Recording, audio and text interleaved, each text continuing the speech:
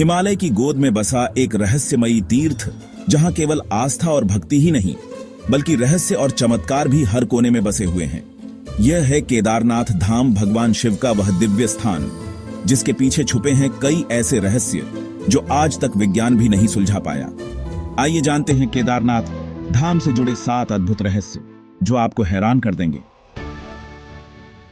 पौराणिक मान्यता है कि महाभारत युद्ध के बाद पांडव अपने पापों से मुक्ति पाने के लिए भगवान शिव के दर्शन करने निकले, लेकिन शिव जी उनसे नाराज थे और उन्होंने भैंसे का रूप धारण कर लिया। जब पांडवों ने उन्हें पहचान लिया तो वे इसी स्थान पर अंतर्ध्यान हो गए। जिस स्थान पर शिव जी अंतर्ध्यान हुए, वहीं से केदारनाथ में स्वयंभू शिवलिंग प्रकट हुआ।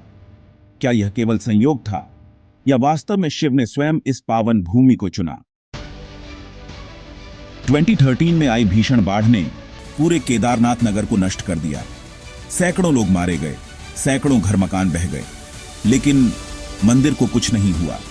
कहा जाता है कि एक विशाल शिला, जिसे भीमशिला कहा गया, बाढ़ के वेग को रोकते हुए मंदिर के पीछे अटक गई और उसकी रक्षा की। क्या यह केवल एक प्राकृतिक घटना थी या शिव की कृपा का प्रमाण? केदारनाथ मंदिर 8वीं शताब्दी में आदि शंकराचार्य द्वारा पुनर्निर्मित माना जाता है। इसका निर्माण विशाल पत्थरों को जोड़कर किया गया है, बिना किसी सीमेंट या छूने के।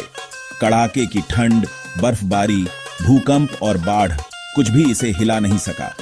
इस तरह की तकनीक आज भी एक रहस्य है। क्या यह प्राचीन भारतीय इंजीनियरिंग का चमत्कार था?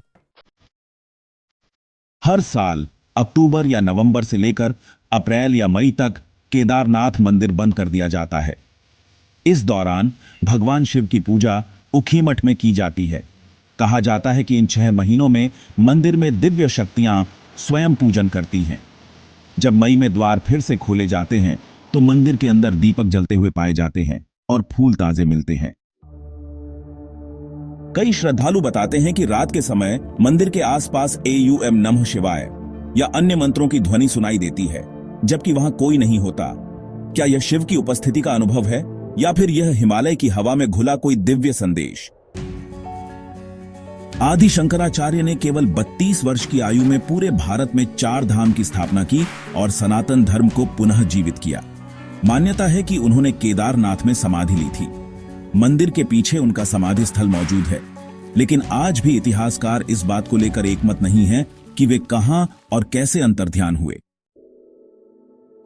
कहा जाता है कि बाढ़ के बाद से मंदिर की कुछ घंटियां उतारी गईं और कुछ स्वतः ही खामोश हो गईं। स्थानीय लोग मानते हैं कि यह संकेत है कि भगवान शिव अब केवल उन्हीं को बुलाते हैं जिन्हें वे स्वयं चाहते हैं।